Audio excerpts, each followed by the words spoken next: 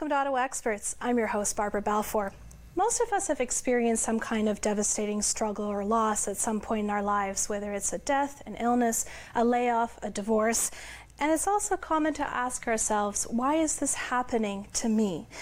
It's also common to blame ourselves for it and wonder if we have failed in some way or perhaps we just weren't enough. Failure is an inevitable part of life. How can we switch our mentality from feeling broken and helpless to growing and healing? Part of the answer lies in the ongoing narratives in our head that we tell ourselves day after day. When the Japanese fix broken objects, they honor the damage by filling in the cracks with gold. They believe that when something has suffered damage and has a history, it becomes more beautiful.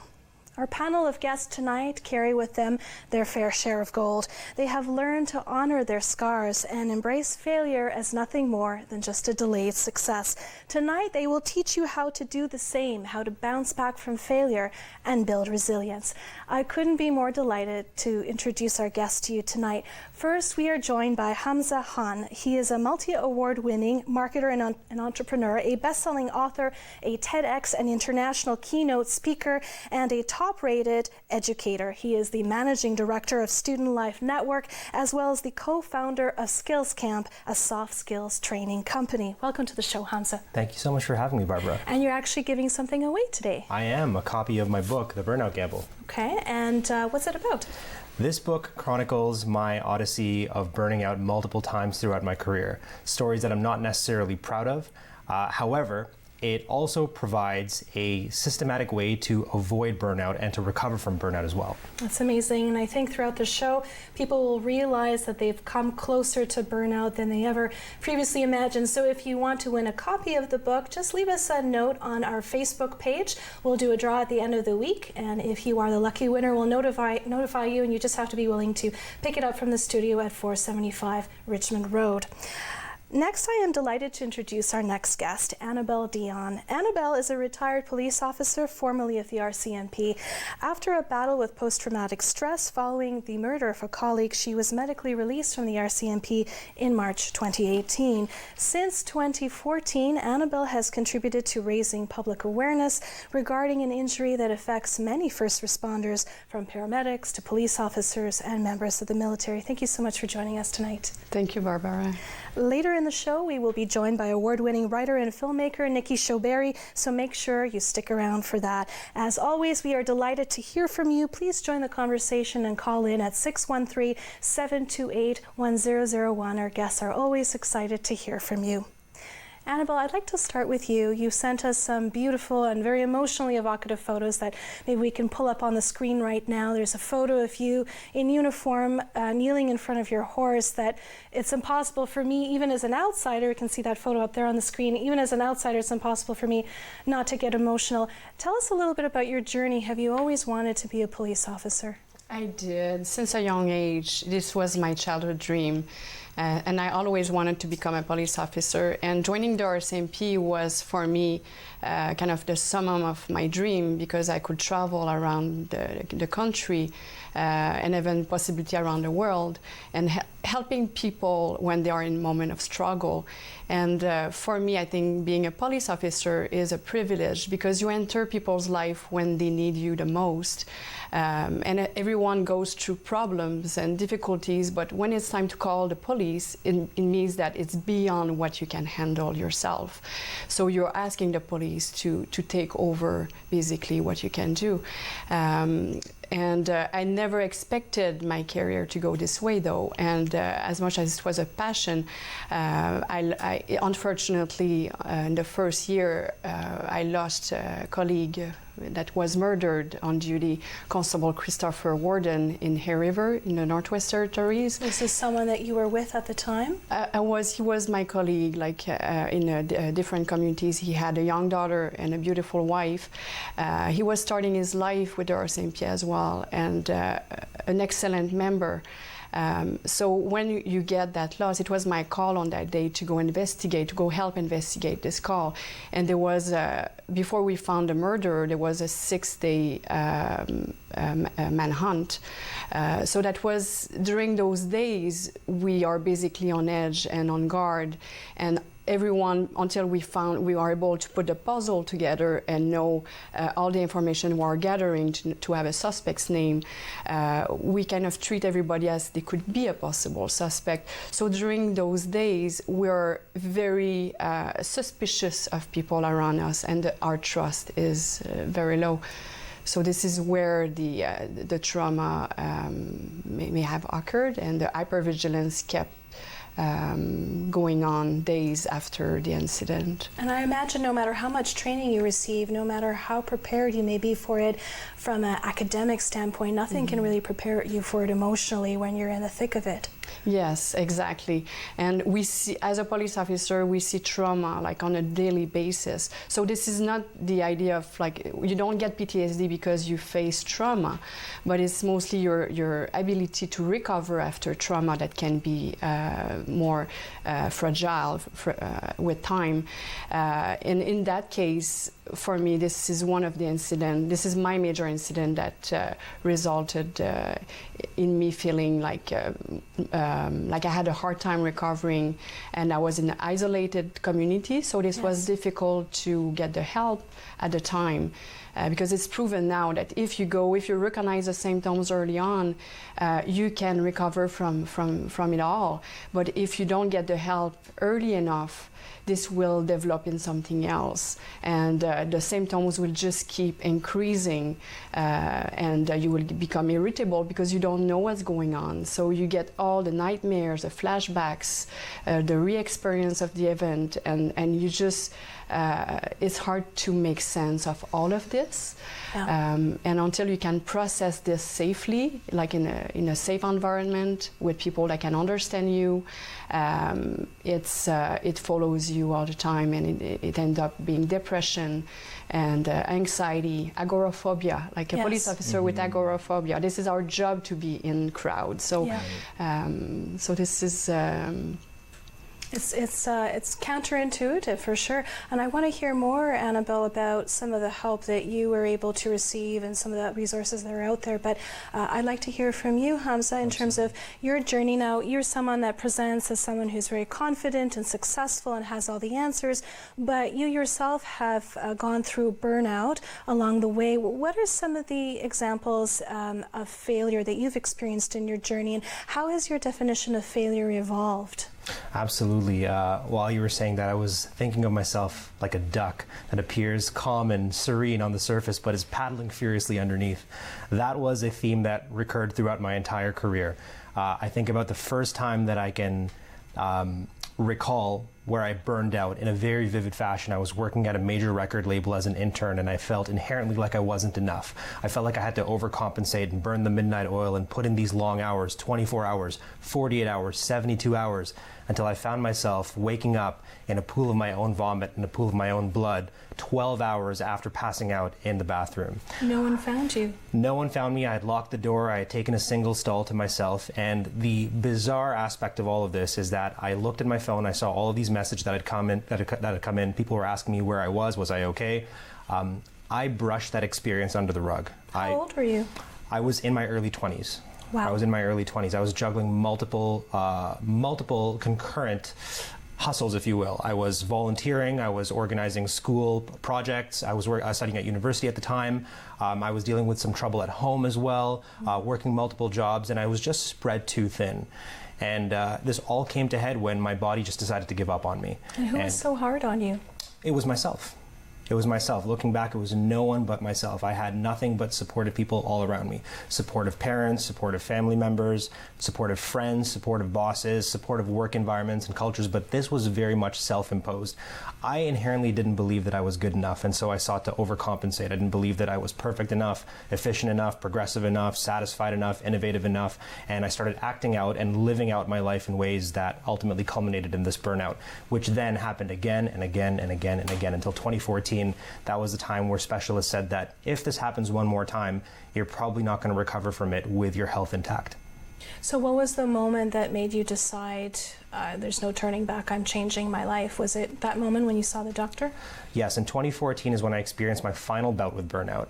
And I was on the eve of a trip around the world. And I told myself that in 2014, I was going to go and take this ticket and just for December of 2014, travel all over the world. And so it's supposed to be your reward for all this hard work. It was supposed to be my reward for putting in an unhealthy amount of hours. I was working 996, 997 work days. So this is 9 to 9, 6 days a week, or 9 to 9, 7 days a week, which is very common and in fact celebrated in some parts of the world. In fact, I think it was Jack Ma of Alibaba who proudly professes this to his staff, which I will tell anybody who's watching this, that is not the way to work. There's diminishing returns for putting in that much time and working on things instead of the right things, if you will. So 2014 rolls around. At the beginning of December, I black out. I have a panic attack. My body fails in much the same way that it did when I was working at the record label. And for the entirety of December 2014, I was bedridden. I didn't leave my house maybe once or twice. And I was miserable. I was angry. I was stewing in a cocktail of negative emotions, and I had no choice but to go and consult professionals and understand that what I was going through wasn't just overwhelm, it wasn't just being tired, it wasn't just failing in my job, it was something much more sinister. I had an unhealthy relationship with stress, and that had caught up with me in the worst way possible. What I find interesting is, between burnout and PTSD, it sounds like these illnesses are just our body's way, our physiological mechanisms of sort of shutting down and letting us rest, some warning signs that, you better stop before you kill yourself. And yet we somehow misconstrue these normal physiological processes as failure. Did you feel at some point, Annabelle, that having PTSD had meant that you failed in some way?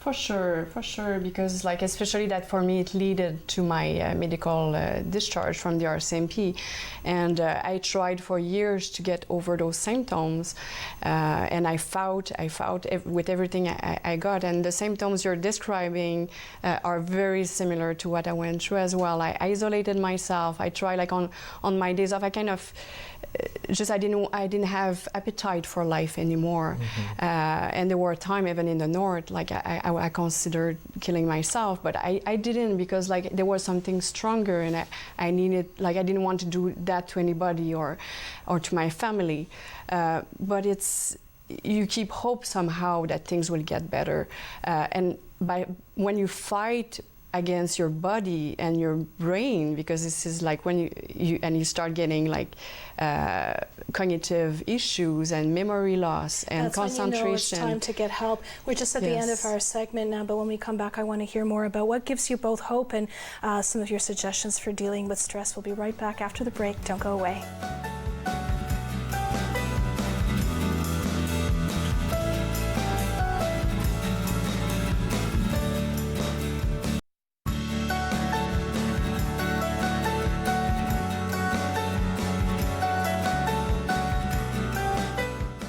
Welcome back to Ottawa Experts. I'm your host, Barbara Balfour. On tonight's show, we're talking about how to bounce back from failure and build up your resilience with special guests Hamza Khan and Annabelle Dion. Annabelle, you were telling us about your experiences before we went to break, and I wonder if you could go into a little bit more detail for our viewers as to what exactly is a first responder and what are some of their unique needs? Well, we go on calls, right? When someone is requiring help, we're kind of the first one to get there or to receive the call. So a paramedic, a police officer, exactly. Military. It includes all those people, firefighter, police officer, and even dispatcher, because they are the one that receive all those calls. And after a while, this can affect the stress that is always, police officer, we thrive on stress. I used to thrive on stress. They could not adrenaline. Oh yes, they could not have been enough for me. So when I got impacted with post-traumatic stress, this is basically an intolerance to stress. So this is very difficult. Your emotional capacity to recover is very limited.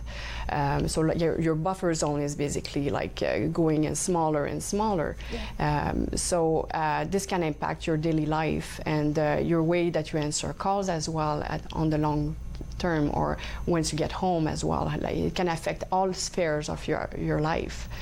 Now, Hamza, you mentioned something about a stress model when we went to break, and death of a loved one is at the top? Death of a loved one is at the top of the Holmes and Ross Stress Index, which ranks 100 stressful activities that a person might go through in their life. And if you experience any of the stressors in the upper echelon of that model, you skip all the steps in the 12 stages of burnout and go right to burnout syndrome, which is full mental, emotional, and physical collapse. And are there similarities between burnout and PTSD? What does PTSD look like? Well, you isolate yourself. You sure feel hypervigilant all the time because you feel that your environment, your sense of safety has profoundly changed. So you are looking. Your body is always under alert for threats, basically. It's like fight or flight. Right? Exactly. Yeah. So it's very exhausting, and at some point you either get angry or irritable because you don't understand, or you can go your energy can be very depleted as well. Your body can only sustain that for so long. Yeah. Absolutely. We have a caller on the line. Tanya, are you with us? Yes, hi. Thank you so much for calling. Did you have a question for our guests? Yeah, it's actually for Hamza. And my question is, I'm looking for advice on how to deal with parental pressure as a child of immigrant parents and the best way to keep everyone happy while staying true to myself. That's a big question. Wow, that is such a great question, and I'll try my best to answer it succinctly because it's a process that I had to undergo myself. And it began by coming to terms with the idea that only I am able to experience the stressors and the successes and the failures, and everybody else is experiencing it secondhand. I'm a vessel through which they're experiencing these things. And ultimately, this hero's journey is mine to undertake. And so ask yourself, really, where is this parental pressure coming from? It's external pressure. It's pressure from the outside. And if you subscribe to it and if you play into it, you might burn out for reasons that you don't truly believe in. And ultimately, you're going to become resentful to your parents, you're going to become resentful towards the world, and you're going to act out in ways that will lead down the surefire path of burnout. So as quickly as possible, articulate why it is that you want to do the thing that you want to do. And your parents, unfortunately, are going to have to get on board with that, as stressful as it's going to be. Thank you so much for calling in, Tanya. I wanted to go back to you, Annabelle, when you are in a profession where you're dealing with the ugliest side of humanity on a daily basis. How do you keep positive, and especially now, what are some of the coping mechanisms that you have found the most useful for you? Yeah, often like I wish I would have known what I know now 10 years ago. Probably my job would have been my life would have been completely different. Like I don't wish this on anyone, but one of the things that were very helpful was like mindfulness. Like I took a class for operational stress injury mindfulness. And what it does is basically it helps you get in touch with what's going on in your body and in your brain, or if you have any pain, if you have any struggle, but it doesn't make you judge of the pain that is there. It simply like makes you just notice it, making you notice it, the tension, where it is in your body, and you can just accept it and just let it go. And what it helps you to do as well is sometimes to know, to do some self-care, to know what you need to do, and ask yourself, what do I need right now? Like, do I need to rest? Do I need to change my activities a little bit? Do I need to spend time with family and friends? Do I need peer support because I need to chat about what's going on, what I've seen during my last shift, for example? And that's something that's sort of the exact opposite of what you're supposed to do when you're at work, which is take care of everybody else. Exactly. Be tough, never break down, never cry, never show that you're scared. I mean, how long can you continue with this? Yeah, no, it's sure like it's something I think we need to plan to fail. And when we are doing great, I think this is the best moment to plan for the fail and to know how it will look like for us. Like when we don't feel great, how does it look like? So we don't go in those indicators that are in the red zone, and we try to remain in a zone that is more functional. So it's a lot of work, and like especially like when you're dealing with that on a with something that is chronic, and you have to deal with that for the rest of your life. Absolutely. You bring up a good point. It's sort of like you should apply for a line of credit when you actually have money in your bank account, not when you're broke and it's too late. Tell me about some of the coping mechanisms that have been the most valuable for you. You mentioned that you got into pottery, and you brought in a lovely dish to show us there. Yeah, this is, I started doing pottery on my day of retirement, actually, because I needed to do something more creative and inspiring. And now that I'm getting a hand a little bit on the techniques, because this is very difficult, and but I did something hand building, but to support an organization, Svet Pets in Winnipeg, actually, that they are giving like free starter kit for people who have a service dog. And so I'm trying to do a few things that could encourage them, like and because I got a service dog as well, this is one of my tools that I have. You mentioned, Annabelle, some great programs for first responders, military with PTSD. You mentioned the Heroes Equine Learning Program. Yes. So that's something that you benefited from yourself? Oh yes, yes, and it helps so much just to find, it empowers you, I find, to face your injury and not seeing yourself as a failure, because you can see your strength. And through the horses, it's so helpful as well, because they, on my day of retirement, I went to see a horse who was injured. He was blind, a race horse, and I kind of bound with that horse because probably his past of being a race horse. But I realized that even if he had retired from the race, he was still a racehorse.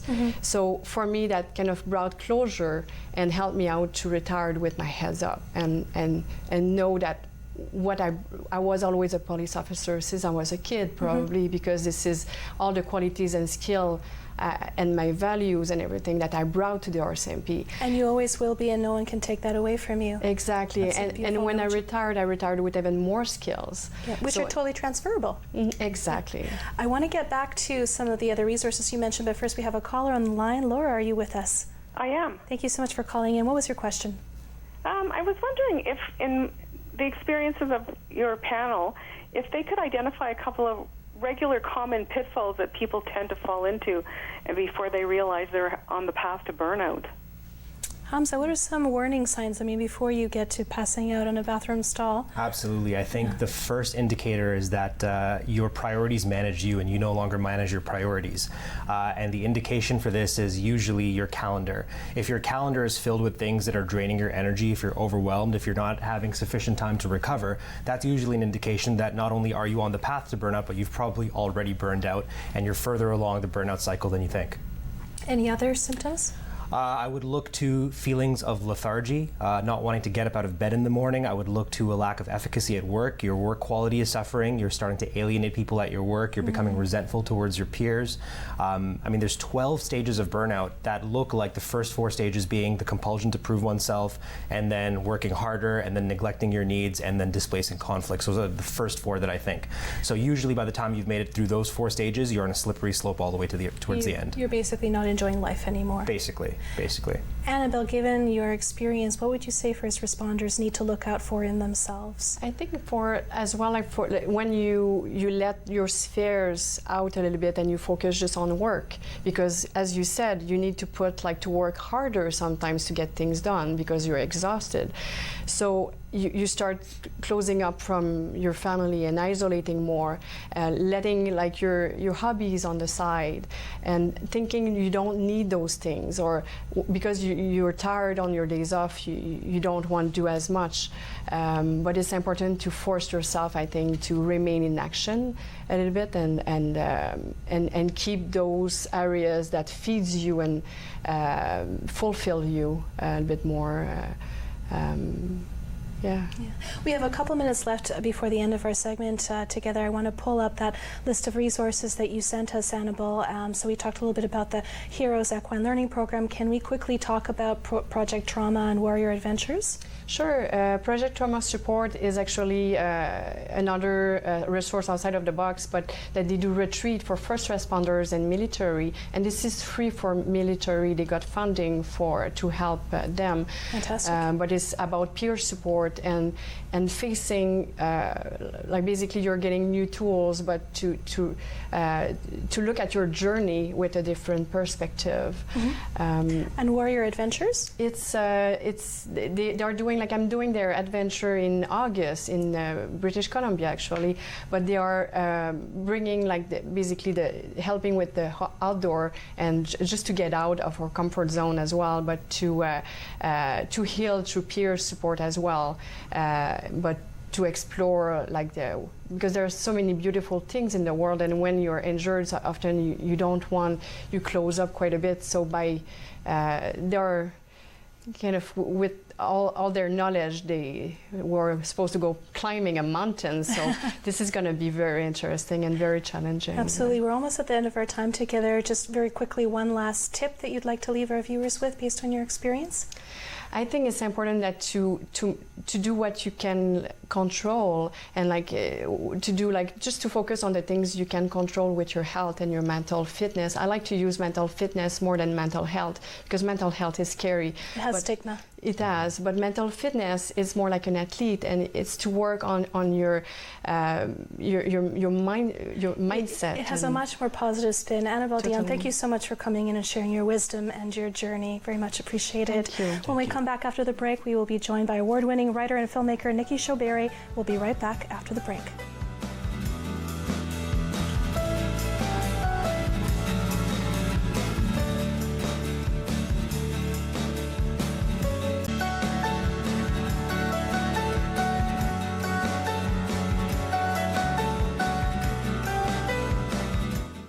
Hi, welcome back to Ottawa Experts. I'm your host, Barbara Balfour. We are in the studio tonight talking about failure, bouncing back, and building your resilience. In addition to award-winning author and TEDx speaker Hamza Khan, we are newly joined in the studio tonight. I am delighted to introduce our next guest, Nikki Showberry. Nikki is an award-winning writer focusing on immigrant identities expressed through culture and politics. She is the creative content director of Creatorland, a woman-led project empowering creatives and entrepreneurs with a mandate of inclusion.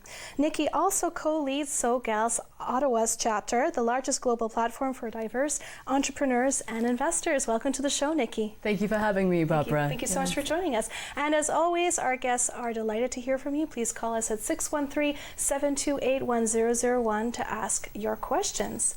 Now, Nikki, one of the things that I think are central to sort of bouncing back and keeping that narrative in your head positive are things that give us hope. And I do believe, no matter what your religious background might be, that there is a sense of magic in the world. There is a sense that maybe the universe is looking out for you in some way, just a little kick when you needed to keep going. And I think nothing could illustrate that more than your experience with Hamza before you came to the studio. Now, you were sharing with us earlier that you had seen Hamza speak well before you even moved to Canada.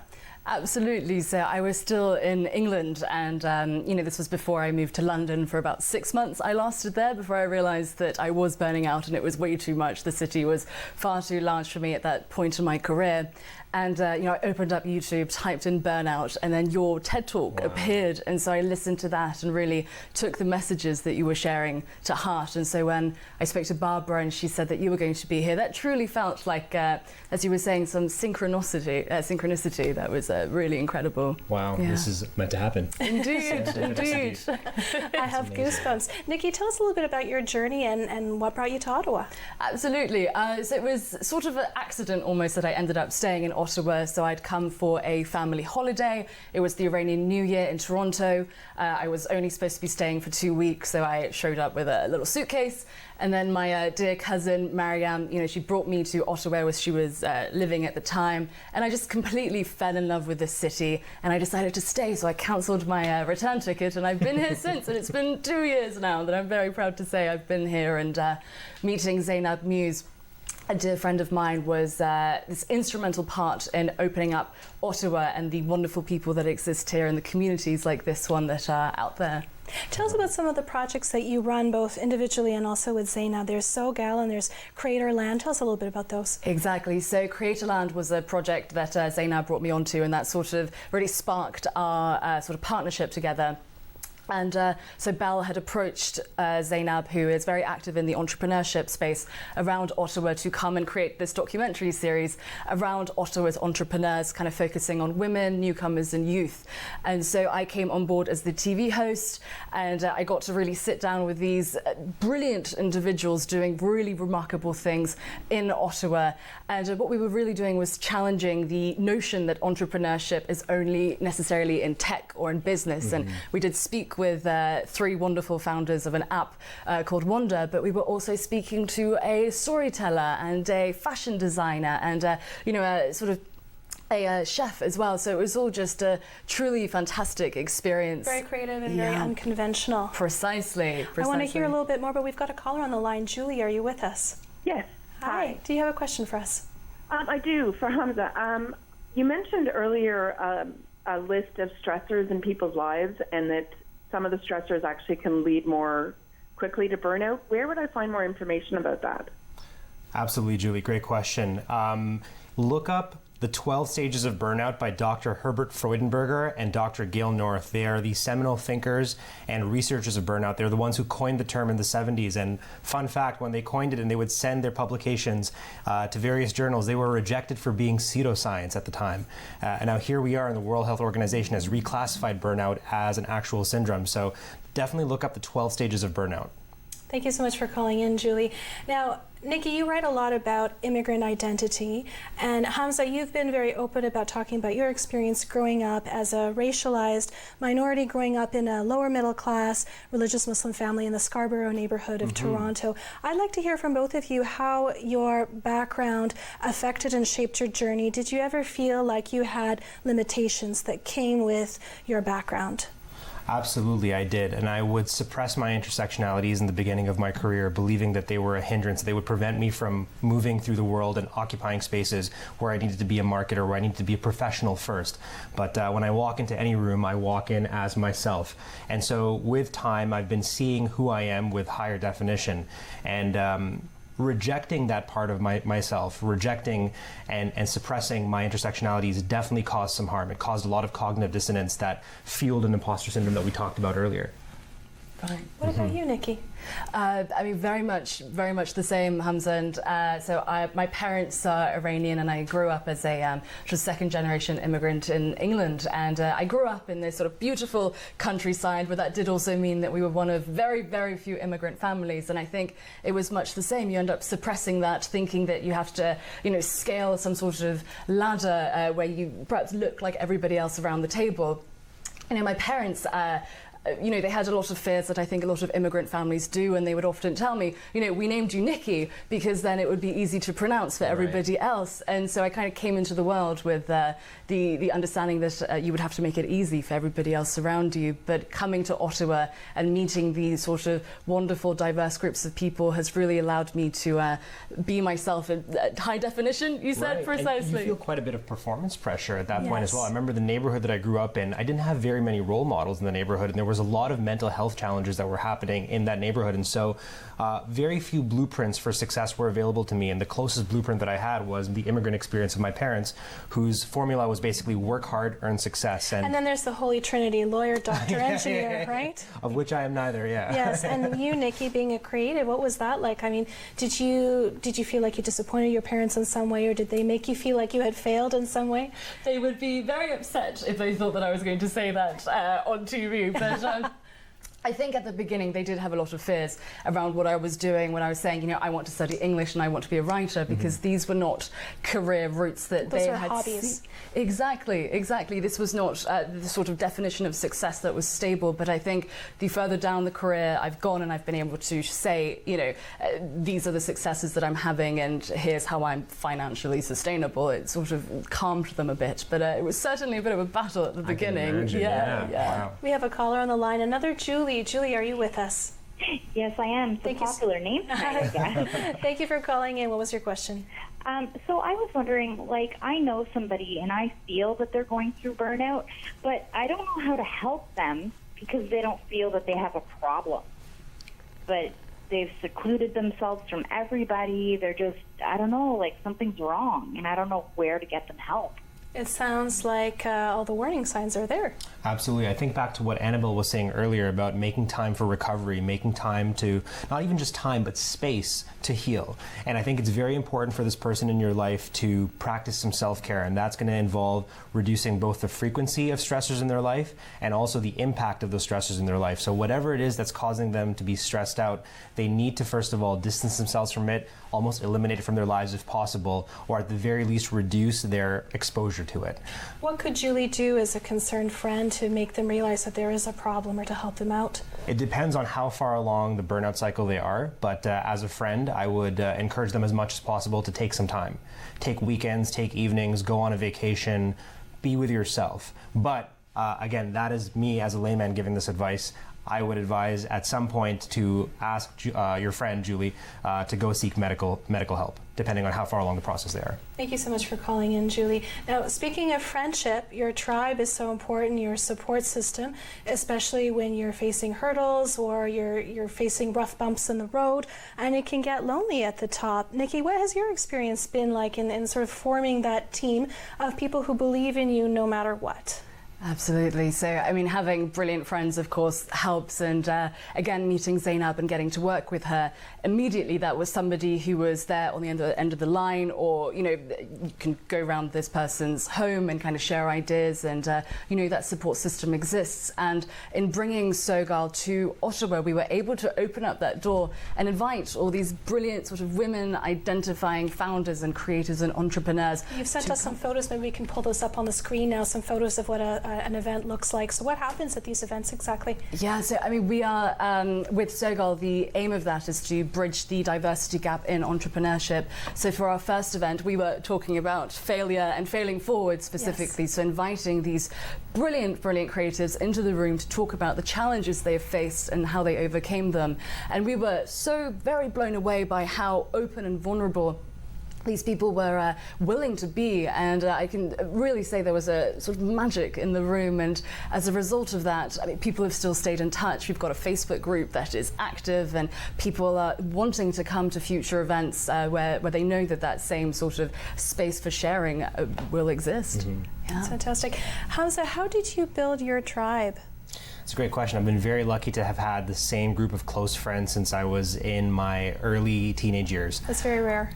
It was very rare indeed. I'm very grateful for these friends, and I've empowered these friends to a certain extent, and they've sort of adapted with me and I've adapted with them to call each other in whenever we realize that something is off kilter. These friends are not afraid to let me know that I'm behaving in a way that is erratic, that I look tired, that maybe my work is suffering, that I'm not seeing them enough. And so it's very important for me to have this mirror, this authentic mirror that can call me in whenever it is that I might be teetering on the edge of burnout. Mm-hmm, mm-hmm.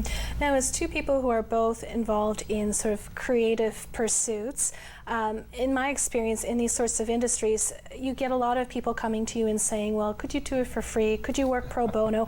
Other people have done it for free. Do it for the exposure. Oh, well, you know, people die from exposure, right? So, I mean, how do you get back to them, and how do you fight for your worth every single day with every single client or every single situation? I mean, the thing I always like to remind people is you wouldn't want to volunteer to pull your teeth, would you? Beautifully said. Beautifully. It's a vivid picture, yes. But yeah, I get it. Exactly. Yeah. And I mean, there are paychecks that I'm still chasing now. So I would be very open to hearing how you're dealing with that, Hamza, as well. Me too. I didn't deal with it very well in the beginning of my career. And then I had a mentor come to me and ask what it would cost for her to jump in line for all the free work that I was doing. And that's when I realized the concept of opportunity cost. And this mentor also instilled in me the understanding that you're only as valuable as the last paycheck that you cashed. So understanding that if you're doing work for free, and that is now you're going market rate essentially. So establishing a hard no and knowing what an hour of your time is worth, knowing what the value of any deliverable that you produce is worth, I think is really important to know that, to stand by it, and trust that if you say no, that other opportunities will open up. Any thoughts to add to that? Yeah, absolutely. To add, I mean, the biggest sort of lesson that I learned, especially as a writer... Sorry, we're just about to go to break, but I want to hear more when we come back, and some of your coping mechanisms and your definitions of failure and how they have evolved. So we'll be right back after the break. Don't go away.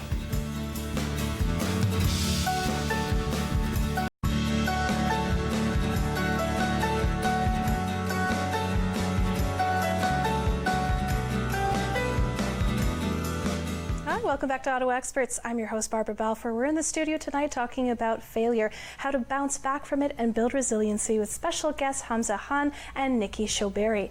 Nikki, I wanted to ask you how you sort of keep on top of things as a creative in your field in terms of the money aspect, because a lot of people will say, if you have a dream, just go for it, just pursue it, just jump in, just do it.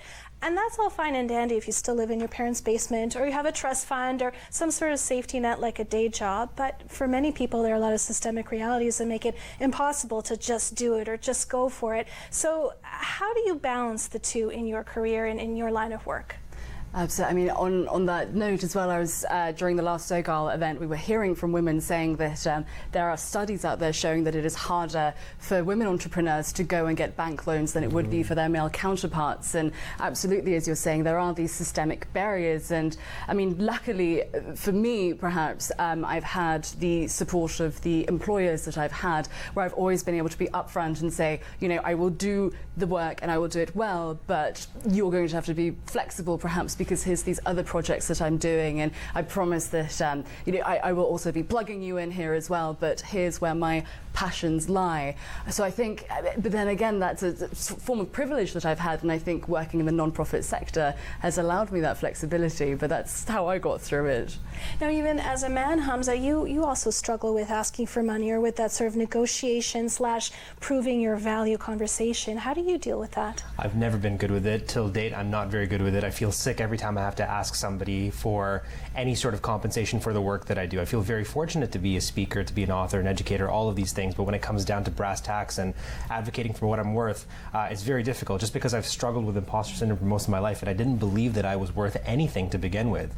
And so for me to now charge things that are in line with the market rate, or also ones that offset my opportunity cost or are commensurate with the type of money that I want to make, it requires a lot of boldness, so much so that sometimes, if and when I'm doing things for free, I will send an invoice with 100% discount on it and just say that, you know, for my own records, I need you to receive this invoice. But it's like a very subtle way for me reaffirming, not just for them, but especially for myself, that I am worth it. I am worth this opportunity, even if I'm doing it for free. You're actually doing them a huge favor versus the way they usually frame it as, oh, we're going to give you exposure, we're doing you a favor. Precisely, precisely. I want to hear more about your experiences with imposter syndrome, Nikki. What is imposter syndrome? What does it look like for you?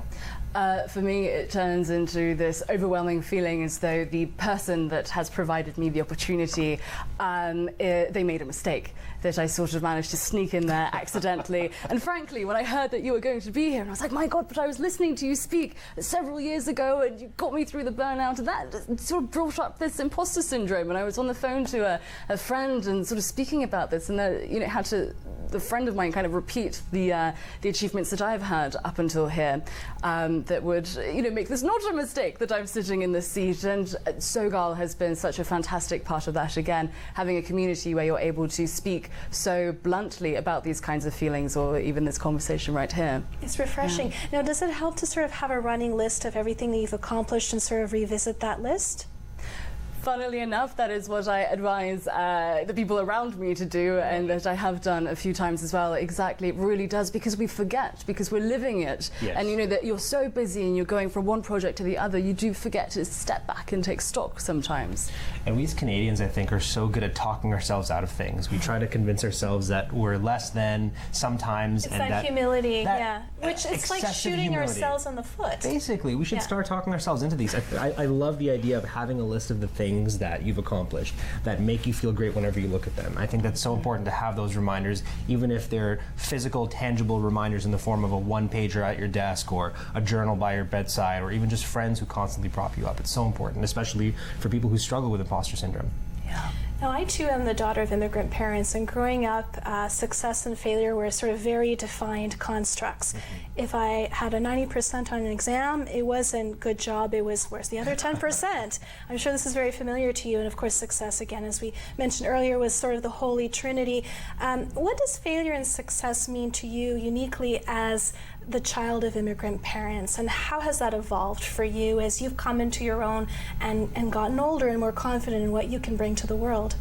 That's a very big question, a very wonderful question. And I think for me, success has been, of course, you know, having, as much as, you know, having my own happiness within myself independently, but of course making my parents proud as well and my family.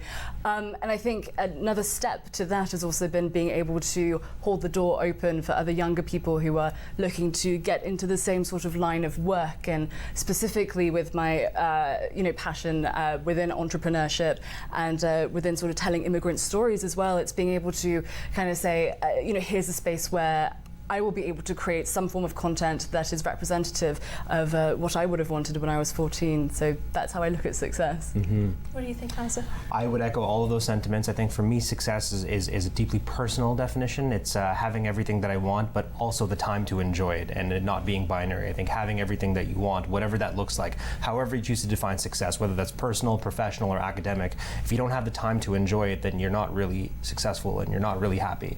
And so it's been a constant juggling act of balancing the multiple things that I'm working on, but also ensuring that I have a healthy sense of self, healthy work-life balance, and that the people around me, my friends and my family, are content, they're happy, and they're satisfied, not just with me, but even within themselves. Easier said than done. Easier said than done, absolutely. So how do you do it? It's a lifelong endeavor, and I think it happens with daily imperative actions, small things that you do every single day that are strung together to result in something big. And I think that early in my career, I thought that I had to make these broad sweeps, these grand strokes, but the truth is that it's just one phone call a day, it's one text message a day, it's one Facebook message that says, how are you, I'm just thinking about you. Sending an article to a mentor saying, this reminded me of you. These small little actions, exactly, these small little actions that accumulate over time and eventually become themes, they become feelings, they become emotions and moments. So when life knocks you down, what are the things you do to bring yourself back up again? What do you look for? What gives you hope, Nikki? I think moments like this one, absolutely, being able to have these sort of open, honest conversations and knowing that you know, I'm living my life in the right way, where I'm able to meet people who are sort of living their full selves in the way that everyone at this table is. And within that comes, again, community. It's ensuring that I feel connected to the dear friends and family that I have around me. And exactly as you're saying, Hamza, is knowing that I have that time to enjoy those relationships as well. Yeah. How long did it take you to recover from your burnout? Took me approximately, I would say, 2.5 years. Wow. Yeah, it was a long time. I had subjected my body to such persistent stress, chronic stress, that I hadn't managed. And so this was years in the making. And so the full recovery, when I was able to sort of gasp and be like, oh my goodness, I was so burned out. When I had that moment, it was about 2 years after the fact. And so what did you do in those 2.5 years to recover and sort of basically recharge your batteries? It's a great question. The first thing that I had to do was create the time and create the space to become okay, to recover. I had to then reconfigure sort of what was important to me and just re-anchor myself in whatever North Star that was. So that was a lot of like self-assessment, a lot of just journaling, writing, speaking with professionals and friends, and understanding who I was and why I mattered. And then it was gaining mastery of stress and understanding that there is a really physical trade-off that happens when you subject yourself to any sort of effort. And that's the axiom of the book, right? So we talk about this idea that success requires effort, and effort induces stress, and stress, if unmanaged, leads to burnout. And so if you still want success, if you still want to pursue whatever it is a goal for you, you can control the variables that change that third element of the axiom, which is stress can lead to burnout, and stress doesn't always have to lead to burnout. And then I overcame my inner sense of overachievement. I had to get rid of that altogether, and then I had to nurture my resilience. I had to treat it like a muscle and train it. And you know, if you overtrain, then your muscles break down, and you're not the performer that you once were. Do you consider yourself an overachiever or a perfectionist, Nikki? I think so. And we sort of touched on, as sort of coming from immigrant families or being immigrants, consistently feeling that you have to prove yourself. And I think that has been very true in these past 2 years, where sometimes it feels like I haven't stopped.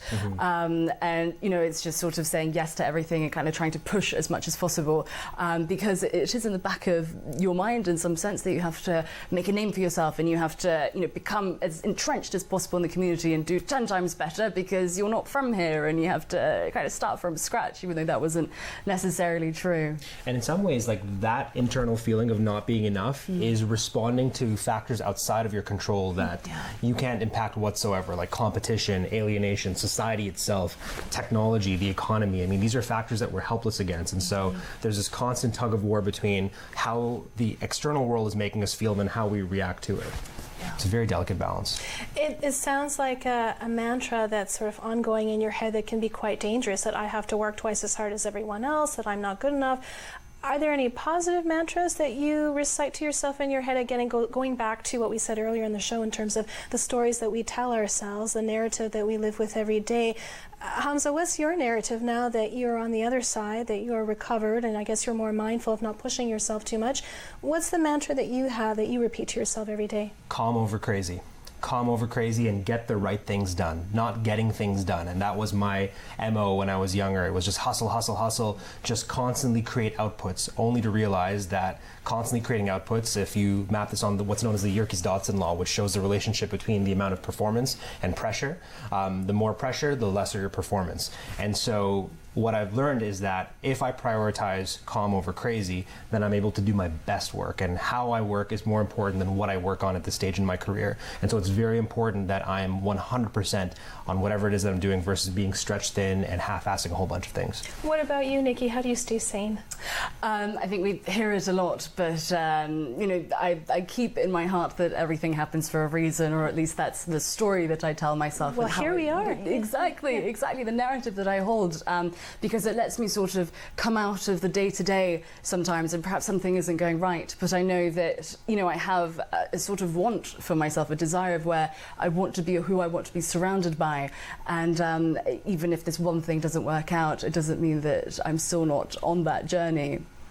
Yeah. Now, really quickly, we just have a couple minutes left until the end of our time together. There are some events coming up. What's the best way for people to learn more about Creatorland and SoGal?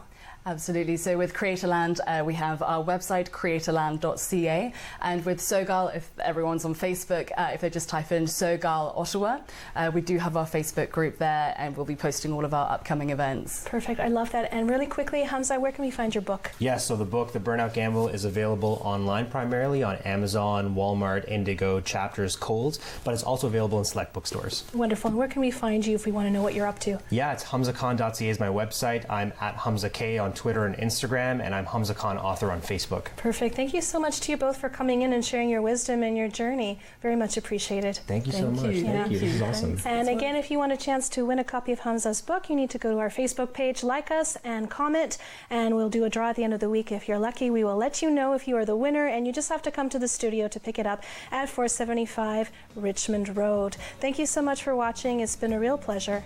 Have a good night.